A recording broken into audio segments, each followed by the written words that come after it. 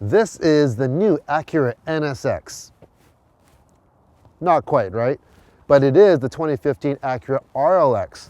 This is Acura's flagship sedan, and this happens to be the Sport Hybrid with the super handling all-wheel drive. And it does have some things in common with the new Acura NSX. The RLX is a good-looking sedan, much better looking than the previous RL that I think. I thought that the RL was just a little bit plain looking. The front features their signature jewel style headlamps and really nice chrome accents on the grille and the lower valance as well. The side profile is my favorite view. There are many tasteful lines, and I really like how the door handles look. All the lights are LED as well as the rear as well. And I just think the overall package is luxurious, yet does have a sporty appearance to it. Now, the one unfortunate thing about hybrids is many of them have the battery basically behind the rear passenger seat. This is no different. And so, if you have a family, hopefully a small one, because here's one stroller. And just kind of wedge it in there. There you go. Now obviously there's not a whole bunch more room in here to put anything else like a suitcase or anything, maybe a carry-on. The materials are really, really nice, especially on the door panels here. Even when you grab the door handle, you can see how good the material is. The RLX also uses the Hondalink System, the same one that I've used in the Acura MDX, the Odyssey, and the TLX, which has the dual screens. I have to be honest though, after driving all three of those vehicles, I still can't get used to the system, and I don't think it's as intuitive or easy to use as it could be. Like the TLX, the RLX has went to a push button transmission gear selector. You have the park, reverse, neutral drive. It's all just push button here. You also have a brake hold, has electronic parking brake, and I've been on record saying this is a great feature.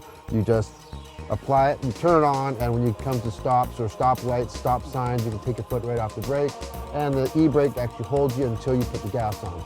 Now, one thing you should note, whether it's this system or from BMW or Volkswagen or whoever has the same type of systems using the electronic brake for brake hold, it will decrease your life on your rear brake pads eventually.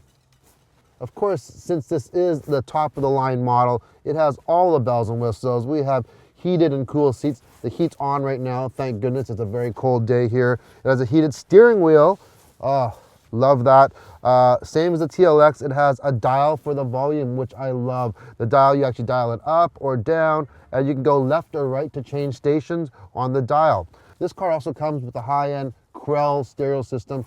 And when we get this on the road, you'll see how quiet this car is, and this stereo really shines. As for the rear, tons of space, as should be for a vehicle this size. I have a full-size car seat in there right now, and there's tons of room, so no complaints on the rear. Now, the Sport Hybrid system that's in this RLX here, it is similar to that of the new upcoming NSX, in that it has a V6 direct injected motor and has 3 electric motors. So how does that work?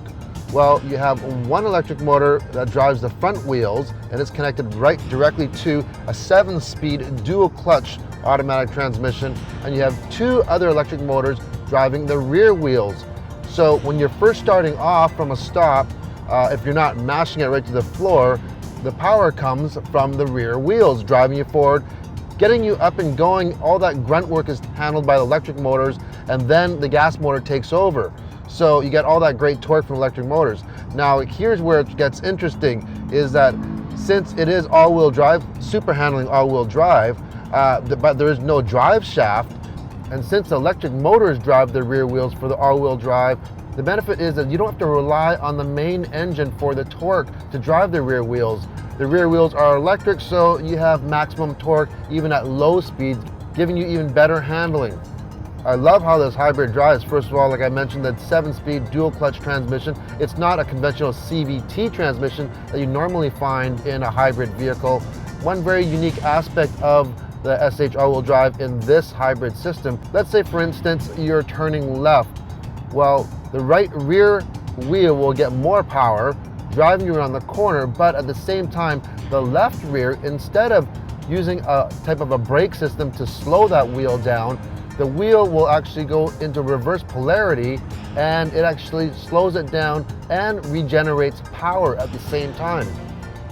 The gas engine is a 3.5 liter direct injected iVTEC V6, putting out 310 horsepower. And then you have the 3 electric motors for a total of 377 horsepower from this hybrid vehicle. And then you also get 341 pound-feet of torque. Another thing that makes this hybrid much more engaging to drive opposed to a regular hybrid. You know, I don't even like how they even call it a hybrid, because in my mind, most of the time when you think about hybrid, you're thinking very boring, very slow, just a very, very dull driving vehicle. This is definitely not a dull driving vehicle.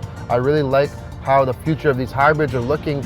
Even some sports car companies are making some incredible hybrids. But you do have a sport button here.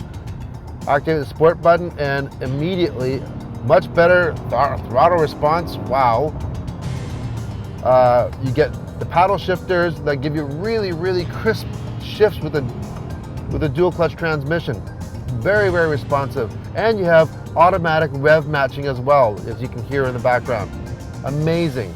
Now we're cruising on the highway now, and you can hear it's very, very quiet. They've really made this car extremely slippery. It's got great acoustic glass and a lot of soundproofing. It really isolates you from the road.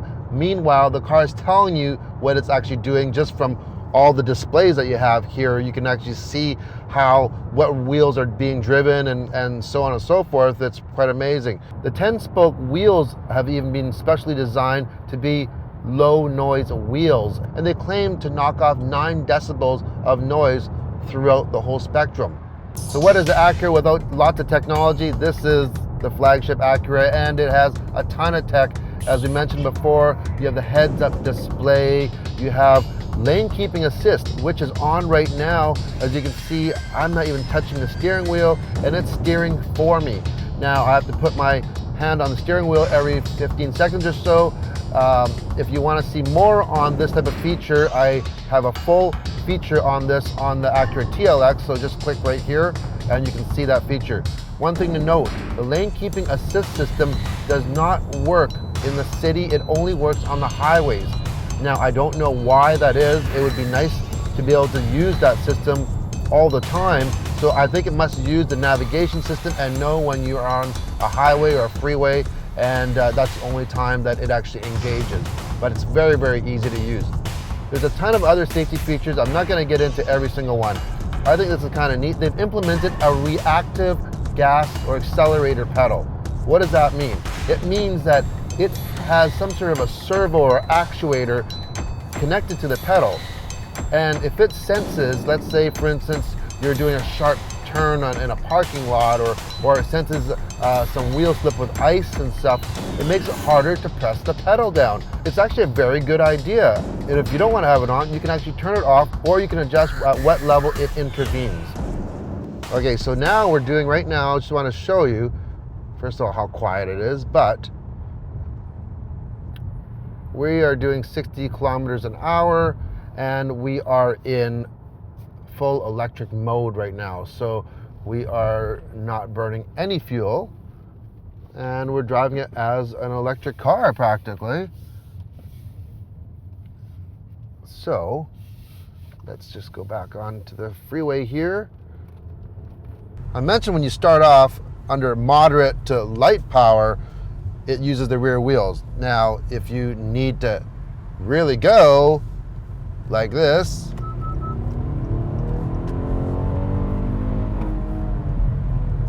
it really does pick up. All 4 wheels get driven instantly. You get great traction and great acceleration with that 377 horsepower. So there you go, a quick look into the future of what hybrid vehicles just might be like. If you're one of these people that like the latest and greatest in technology, this car may be the one for you.